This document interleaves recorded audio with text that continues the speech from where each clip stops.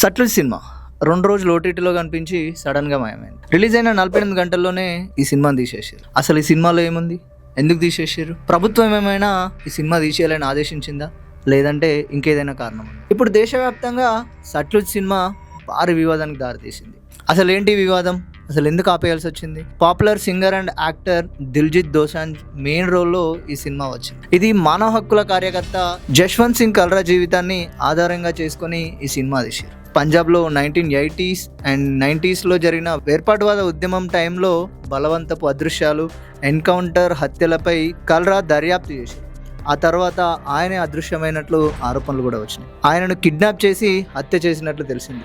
ఈ కేసులో కొంతమంది పోలీస్ ఆఫీసర్స్కు శిక్షలు కూడా పడ్డాయి. ఈ సినిమా డైరెక్టర్ అనిత్ రెహాన్. అయితే సెంట్రల్ బోర్డ్ ఆఫ్ ఫిలిం సర్టిఫికేషన్తో చాలా కాలంగా ఉన్నటువంటి వివాదాల కారణంగా 2022లోనే ఈ సినిమా కంప్లీట్ అయినప్పటికీ థియేటర్లలో మాత్రం రిలీజ్ కాలేదు. ఫస్ట్ ఈ సినిమాకు గల్లుగారా అనే పేరు పెట్టారు. తర్వాత దాన్ని పంజాబ్ 95గా మార్చారు. చివరికి సట్లుజ్ పేరుతో డైరెక్ట్గా ఓటీటీలో రిలీజ్ చేసింది. ఈ సినిమాకు సిబిఎఫ్సి స్టార్టింగ్లో 21 చేంజెస్, ఆ తర్వాత ఏకంగా 127 కట్లు కోరిందని, అట్లాగే పోలీసులు పెట్టినటువంటి టార్చర్కి సంబంధించిన కొన్ని సీన్స్ని కట్ చేయాలని, జస్వంత్ సింగ్ కల్రా ప్రస్తావనను కూడా తగ్గించాలని సూచించినట్లు చెప్పింది. పోయిన శుక్రవారం ఈ సినిమా G5లో రిలీజ్ అయింది. కానీ కేవలం 2 రోజులకే ప్లాట్ఫామ్ నుంచి తీసేయించింది.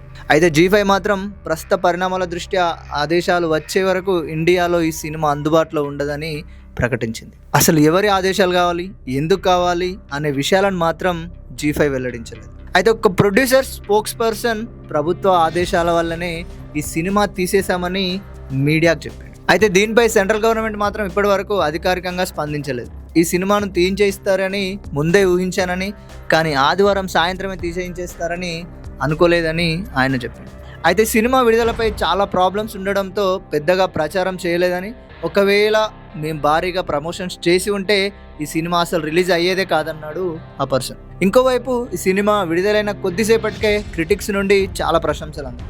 ది హాలీవుడ్ రిపోర్టర్ ఈ సినిమాను ఈ ఇయర్ అత్యుత్తమ ఇండియన్ సినిమాల్లో ఒకటిగా పేర్కొంది. అయితే ఇప్పుడు ఈ సినిమా ఇండియాలో అధికారికంగా ఎక్కడా లేదు. ఇక్కడ ఇంకొక ఆసక్తికరమైన విషయం ఏంటంటే, ఇండియాలో థియేటర్లలో రిలీజ్ అయ్యే సినిమాలకు సిబిఎఫ్సి సర్టిఫికేషన్ తప్పనిసరి, కానీ ఓటీటీలో డైరెక్ట్గా రిలీజ్ అయ్యే సినిమాలకు అలాంటి సర్టిఫికేషన్ అవసరం ఉండదు.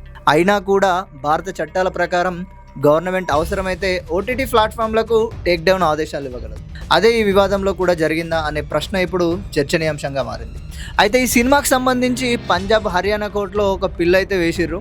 అయితే ఈ సినిమా ఇండియాలో ఎక్కడ లేకపోయినప్పటికీ చాలామంది పంజాబ్లో ఈ సినిమాను ప్రొజెక్టర్ల ద్వారా డైరెక్ట్గా చూస్తున్నట్లయితే సమాచారం. Cinema release, take down, censor, భావ ప్రకటన స్వేచ్ఛ.